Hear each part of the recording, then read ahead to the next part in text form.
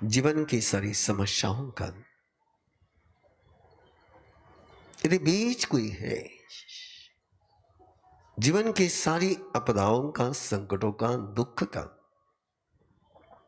विपत्तियों का, उद्वेग का, अशांति का बीज कहीं पर है तो उसको एक ही शब्द में कहा जाता है, अविनय।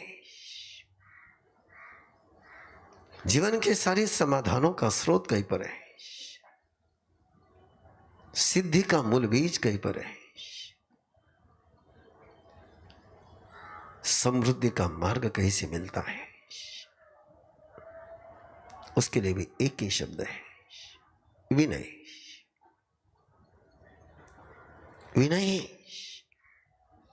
केवल झुकना नहीं है, विनय केवल रिस्पेक्ट नहीं है, विनय केवल अनुशासन नहीं है, विनय केवल आचरण नहीं है, आचरण भी विनय है, झुकना भी विनय है, अनुशासन भी विनय है, आहार करना भी विनय है, और इसी में अविनय भी है।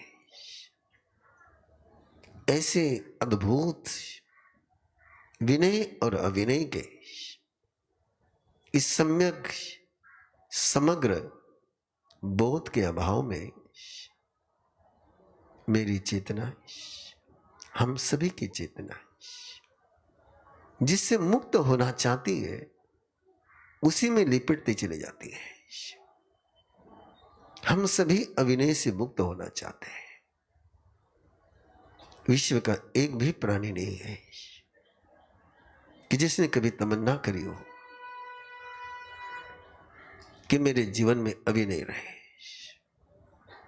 मेरे सोच में अविनय रहे।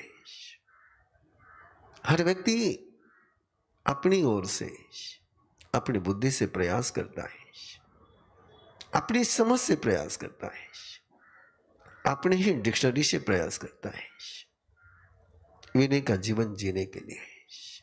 लेकिन आओ अपने डिक्शनरी को छोड़े, अपने परसेप्शन को छोड़े, अपने दृष्टिकोण को विसर्जित करें।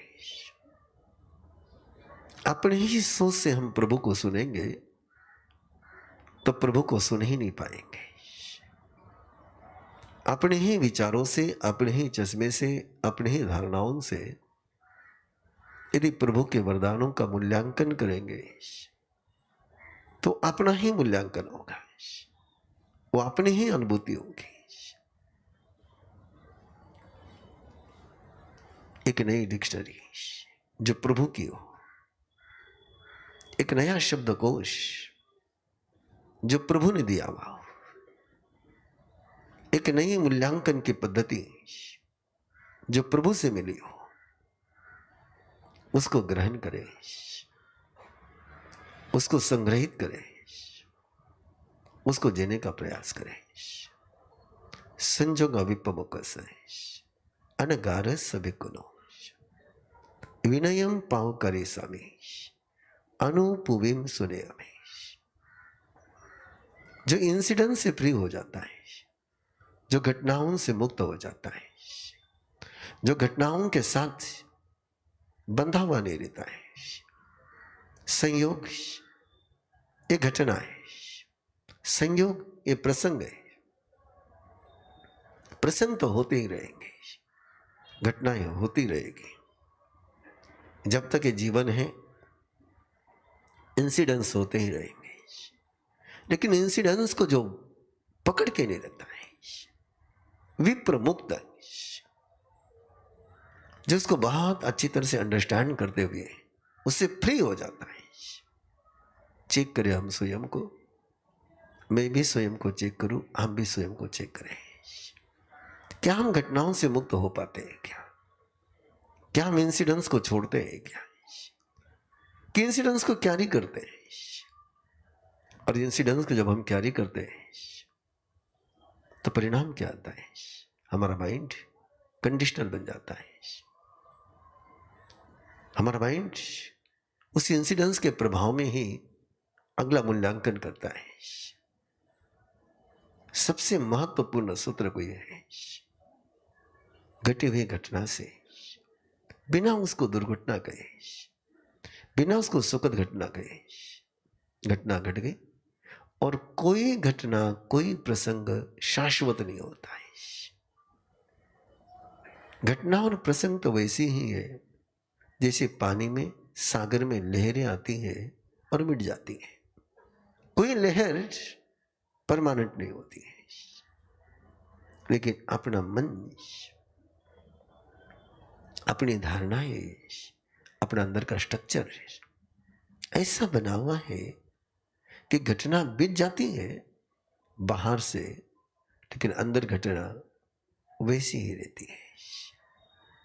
और वो घटना, वो प्रसंग जब हम छोड़ते नहीं है तो उसका इन्फेक्शन गहरे से गहरा होता जाता है। इसलिए प्रभु ने कहा, घटनाओं से मुक्त हो जाए, इंसिडेंट से मुक्त हो जाए। इंसिडेंस बीत गया, उसको पकड़ मत। जो बीते हुए को पकड़ता है वो भूतग्रस्त हो जाता है। जो बीते हुए को पकड़ता नहीं है वही भविष्य की यात्रा कर पाता है। और ऐसा जिसका जीवन है, उसका विनय, उसका जीवन, उसका प्रोटोकॉल, उसकी सुनने की पद्धति, उसके ग्रहण करने की सिस्टम, उसकी सोचने की पद्धति, उसके बैठने का स्ट्रक्चर, उसके बैठने की स्टाइल, उसके चलने की स्टाइल, उसके पूछने की स्टाइल कैसी होती है। और जिसके पास ये विनय नहीं होता है, वो कैसे सुनता है, वो कैसे सोचता है, वो कैसे ग्रहण करता है, उसके मूल्यांकन की क्या मेथड होती है, वो किस एंगल से मूल्यांकन करता है। इस सभी की चर्चा प्रभु बहुत गहराई से करते हैं।